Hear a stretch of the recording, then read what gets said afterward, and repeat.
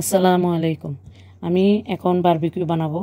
Barbecue বানানোর জন্য মাংসগুলো প্রথমে কেটে নিচ্ছি, তারপর ধুয়ে নিচ্ছি। তারপর এর মধ্যে হলুদের পাউডার 1 চামচ, মরিচের পাউডার, ধনিয়ার পাউডার, জিরার পাউডার, লবণ স্বাদ মতো, এর মধ্যে আদা রসুন বাটা দিয়ে মাখিয়ে নেব। সবগুলো মাংস মাখিয়ে নেব। এরপর মাংসগুলো মধ্যে লেবুর রস দিয়ে দিলাম। এরপর মাংসগুলো 2 ঘন্টার জন্য রেস্টে রেখে দেব। বারবিকিউ বানানোর জন্য পেঁয়াজ কেটে নেব, ক্যাপসিকাম কেটে নেব এবং এগুলো এখন গেঁথে নিলাম। আস্তে আস্তে করে গেঁথে নিলাম একটার পর একটা।